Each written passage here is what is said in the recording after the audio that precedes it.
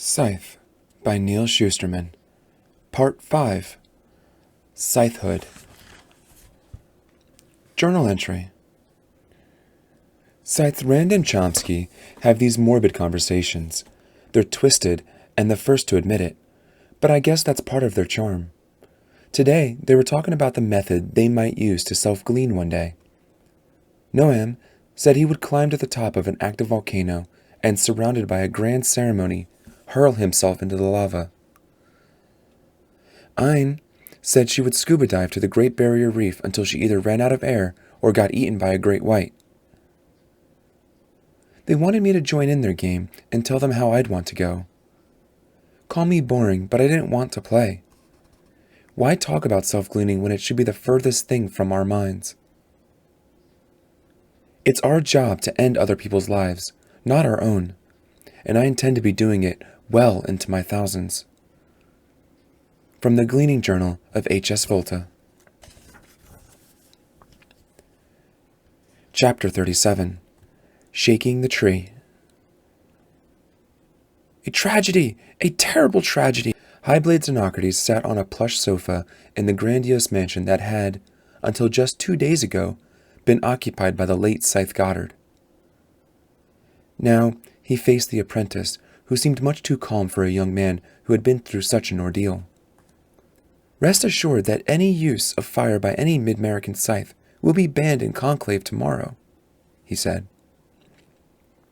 That's definitely long overdue, Rowan told him, speaking not like an apprentice, but more like an equal, which irritated the Highblade. Xenocrates took a good look at Rowan. You were very lucky to get out of there alive. Rowan looked him square in the eye. I was stationed by the outer gate, he said. By the time I saw that the fire had gotten out of control, there was nothing I could do. Scythe Goddard and the others were trapped. That place was a maze. They never stood a chance. Then Rowan paused. He seemed to look deeply into Xenocrates, as Xenocrates was looking into him. All the other scythes must see me as very bad luck. After all, I've gone through 2 scythes in 1 year. I suppose this nullifies my apprenticeship. Nonsense. You've come this far, Xenocrates told him. Out of respect for Scythe Goddard, you will take your final test tonight. I can't speak for the Bejeweling Committee, but I have no doubt that, taking into consideration what you've been through, they will find in your favor. And Citra? If you receive the ring, I trust you'll glean Miss Terranova, and thus put an end to this unpleasant chapter of our history. A servant arrived with champagne and finger sandwiches. Xenocrates looked around. The mansion, which had been so full of servants in days past, now seemed to only have this one. The others must have fled the moment they heard that Scythe Goddard and associates had succumbed to fire. Apparently, Xenocrates wasn't the only one who felt freed by Goddard's untimely end. Why are you still here when the others have all left? He asked the servant. It certainly couldn't be out of loyalty.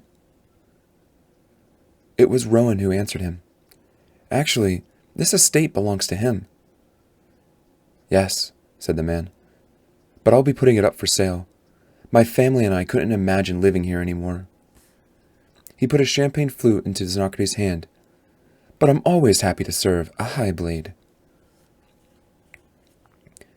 Apparently, the man had gone from servant to sycophant. Not a very far leap. Once he had left the room, Xenocrates got down to the real reason he had come, to shake the tree and see what, if anything, would fall out. He leaned a little closer to Rowan. There are rumors that a scythe, or at least someone who looked like a scythe, came out to address the firefighters. Rowan didn't even blink. I heard that too. There are even some phone videos that people uploaded. Very blurry from all the smoke. Can't see much of anything. Yes, it just adds to the general confusion, I suppose. Will there be much more, Your Excellency? Because I'm pretty exhausted, and if I'm going to face my final test tonight, I'll need to rest up for it. You do know that not everyone in the Scythedom is convinced that it was an accident.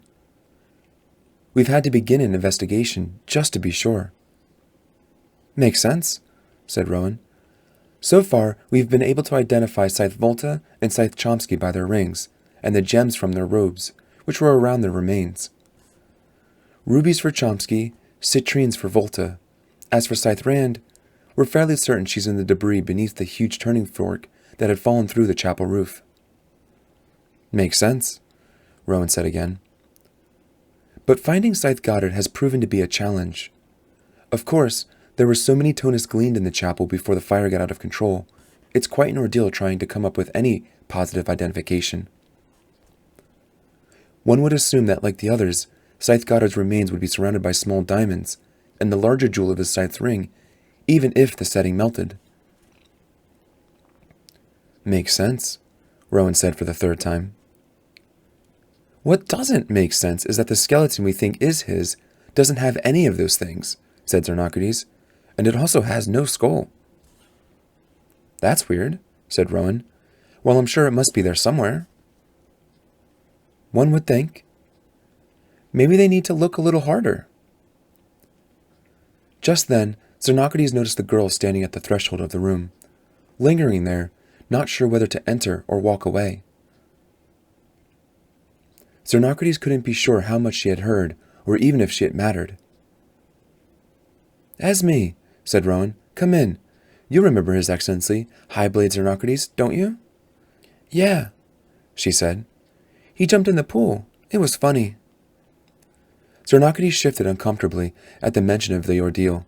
It was not something he cared to remember.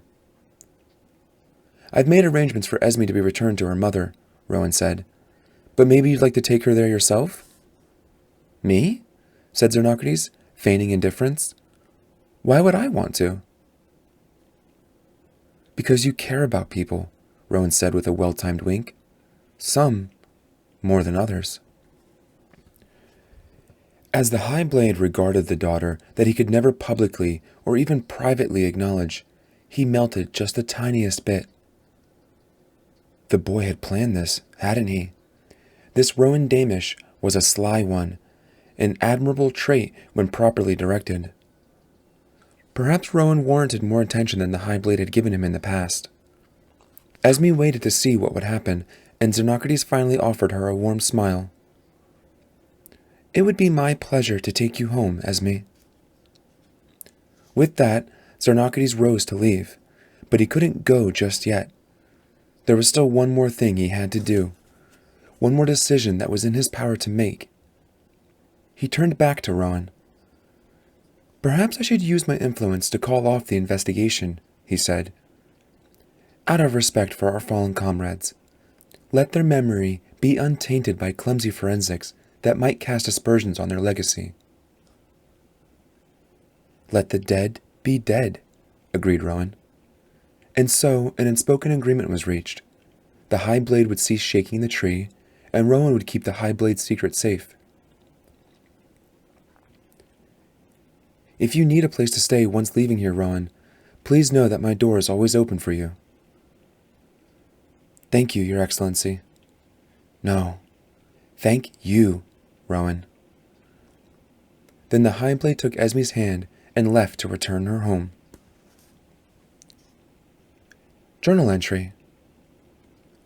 The power of life and death cannot be handed out blithely, but only with stoic and weighty reserve.